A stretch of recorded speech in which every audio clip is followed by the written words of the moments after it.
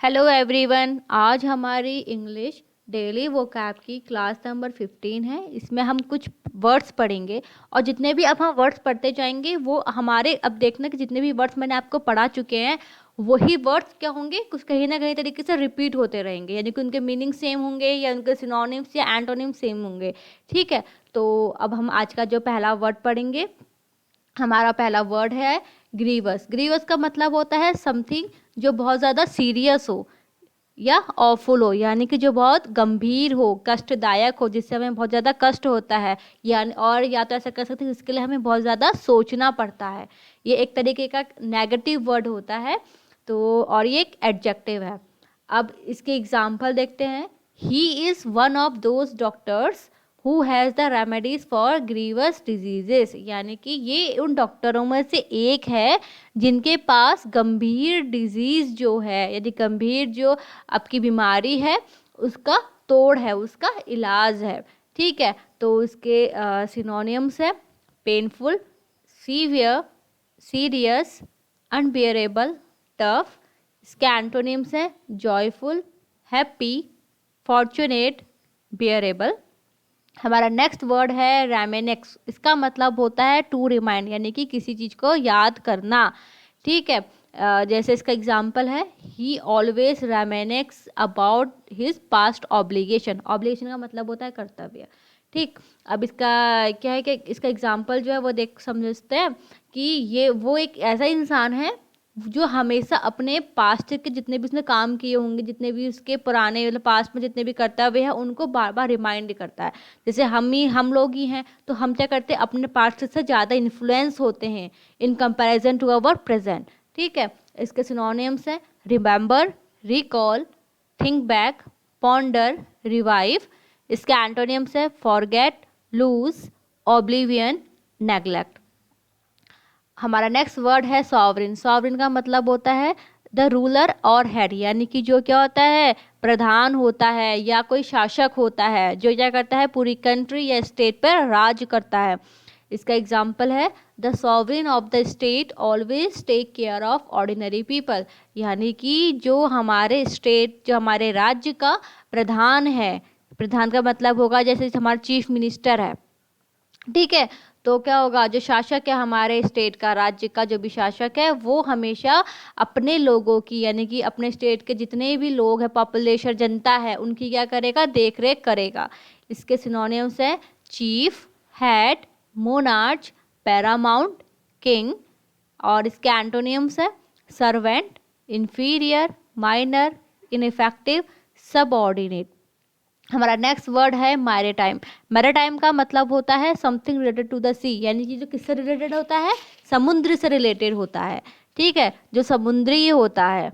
इसका एग्जाम्पल है Goa is well known for its maritime tourism, यानी कि जो गोवा है वो कैसे जाना जाता है, अपने समुद्री तट की वजह से जाना जाता है, क्योंकि गोवा में बहुत ज़्यादा क्या है, बीचेस है, इसीलिए वहाँ पे बहुत क्या है, एक गोवा एक पब्लिक नहीं, गोवा एक टूरिस्ट स्पॉट है, इसीलिए वो उसको क्या कहा गया है, वो एक समुद्री तट पे है। इसके सिनोनिम्स है ओशियनिक, एक्वाटिक, सी, कोस्टल, पैलेजिक। इसके एंटोनिम्स है लैंड, डेजर्ट, माउंटेन। हमारा नेक्स्ट वर्ड है टीनेशियस। टीनेशियस का मतलब होता है keeping a tight hold of something, यानी कि किसी पे क्या करना है, दृढ़ मतलब दृढ़ संकल्प कोई ले लेता है, या कोई बहुत ज़्यादा कठोर होता है, जो बहुत ज़्यादा सख्त होता है। ठीक, अब इसका एग्जाम्पल है because of his tenacious nature no one teases him, यानी कि उसका नेचर कैसा है, वो बहुत ज़्यादा कठोर है, बहुत ज़्यादा सख्त है, कि कोई भी उसको, टीज का मतलब होता है कोई चिढ़ाना, यानी कोई भी उसको चिढ़ाता नहीं है, कोई भी उसको छेड़ता नहीं है, क्योंकि वो बहुत ज़्यादा रूड है। ठीक है, बहुत ज़्यादा जिद्दी है। तो टेनेशियस एक तरीका क्या है, एडजेक्टिव है, यानी कि वो उसकी बिहेवियर की क्या बता रहा है, विशेषता बता रहा है कि वो कैसा एक जिद्दी इंसान है। तो इसका सिनोनिम्स है फिर्म, स्टबन। स्टबन का मतलब होता है जिद्दी, हार्ड, टफ, रिलेंटलेस। इसके एंटोनिम्स है weak, loose, soft, fragile, delicate. हमारा नेक्स्ट वर्ड है पैसिफिज्म। पैसिफिज्म का मतलब होता है जो किस पे भरोसा रखता है, शांति में, यानी कि जो बहुत ज़्यादा शांति प्रिय हो। जैसे एग्जाम्पल है M.K. Gandhi is known for his pacifism thinking, यानी कि जो महात्मा गांधी जी थे वो कैसे जाना जाता है, अपने पीस, शांति प्रिय है तो वो अपने शांति प्रिय के हिसाब से जाने जाते हैं। उनकी थिंकिंग कैसी थी, बहुत ज़्यादा वो पीस पे रहते थे, उनको वायलेंस पसंद नहीं था, वो एक नॉन वायलेंस प्रिय इंसान थे। तो इसके सिनोनिम्स है नॉन वायलेंस, काम, प्रॉस्पेरिटी, कूलनेस, पीस। इसके एंटोनियम्स है रेज, फाइट, वायलेंस, रोयर, रायोट, रक्कस। हमारा नेक्स्ट वर्ड है असर्शन। असर्शन का मतलब होता है अ क्लेम विद कॉन्फिडेंस, यानी किसी पे हम क्या कर रहे हैं, दावा कर रहे हैं कि हम उस चीज़ के लिए क्या है कि हाँ हम श्योर है कि हाँ कि ये चीज़ होनी है। इसका एग्जाम्पल देखते हैं, His assertion about the thief was proved to be wrong, यानी कि जो उसका assertion था, यानी कि जो उसका दावा था थीफ से रिलेटेड, थीफ को लेकर यानी कि चोर को लेकर जो भी उसके लिए दावा था वो क्या हो गया, बिल्कुल गलत सिद्ध हो गया। ठीक है, इसके सिनोनिम्स हैं एफर्मेशन, एवोवल। एवोल का मतलब होता है कहीं पे घोषणा देना, ठीक, अनाउंसमेंट, आर्ग्यूमेंट। इसके एंटोनिम्स है डिसप्रूफ, एलिस, डिसएवोवल, डाउट। हमारा नेक्स्ट वर्ड है एडवर्सरी। एडवर्सरी का मतलब होता है एन ओपोनेंट, जो क्या है हमारा विद्रोही होगा। ठीक है, जो क्या है एक विद्रोही है। एग्जाम्पल देखते हैं, if you want to live a peaceful life, अगर आपको पीसफुल जिंदगी जीनी है तो क्या करना चाहिए, you have to learn how to digest the criticism of your adversary, यानी कि क्या कहना चाह रहा है ये सेंटेंस, अगर आपको अपनी ज़िंदगी बहुत शांति से जीनी है तो तुम्हें क्या सीख लेना चाहिए, जितना भी हमारा ओपोनेंट जो भी हरकतें कर रहा है, ठीक है, तो उसको आपको डाइजेस्ट कर लेना चाहिए, तभी आप क्या करोगे, अपनी ज़िंदगी को बहुत पीसफुल तरीके से जी सकोगे।